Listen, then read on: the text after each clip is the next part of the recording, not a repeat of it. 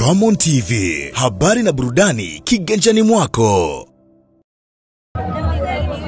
Tuambie tuzalikuwa na kiasi gani na siku ilikuwa bora wapi zaidi? Anataka tusilishe tena licha ya kuwa na siku kasebo mpaka zaidi, yani mpaka sasa. Mechi ilikuwa nzuri kwa upande wetu. Vijana wamecheza vile ambavyo tulivyoandaa kwenye mazoezi. Ndio ukicheza na timu kama Simba, wana wachezaji wengi, wana quality kubwa, na wachezaji wengi wazoefu, na wamecheza mechi nyingi.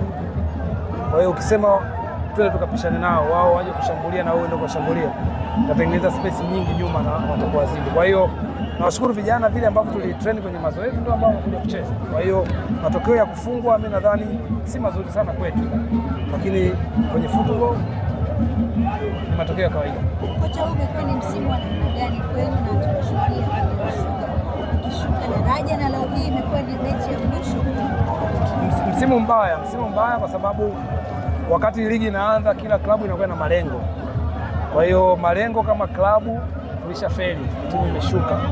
Lakini kuna malengo individual, mchezaji mmoja, mwalimu, lakini hata uongozi. Kwa hiyo nasema msimu haukuwa mzuri kwa sababu timu imeshuka, lakini naamini Mungu alikuwa amepanga.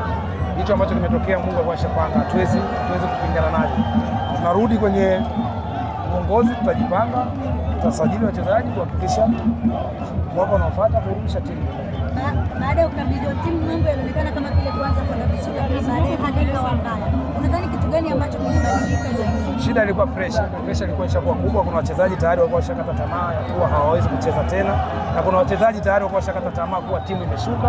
Kwa hiyo tulitumia nguvu nyingi kujaribu kuwa encourage, kuambia haijaisha mpaka ishe.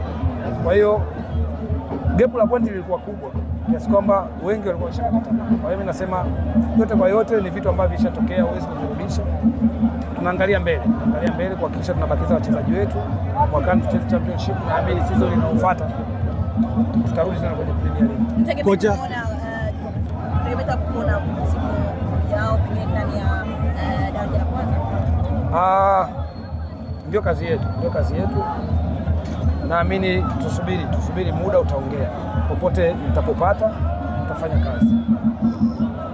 Kocha, nini siri ya kwa sababu tangu ulipoingia wewe mpaka watu wamejiuliza imekuwaje kutoka alikotoka mpaka kuja kuwa kocha kwa mara ya kwanza tu anaonyesha kiwango cha aina hii? Siri kubwa ni nini? Mimi bahati nzuri nimesoma muda mrefu, toka bado nacheza nilikuwa nasoma. Kwa hiyo watu wengi walikuwa hawajui kama mimi nasoma. Kwa hiyo naamini yale ambayo tunayapata darasani tumeyaleta kwa wachezaji, tumeweza kuwaelekeza nini wafanye. Nadhani mabadiliko yaliyotokea ni tuwapongeze sana wachezaji kwa sababu waliamua wao wacheze, kupambania timu, kupambania nembo. Ramon TV, habari na burudani kiganjani mwako.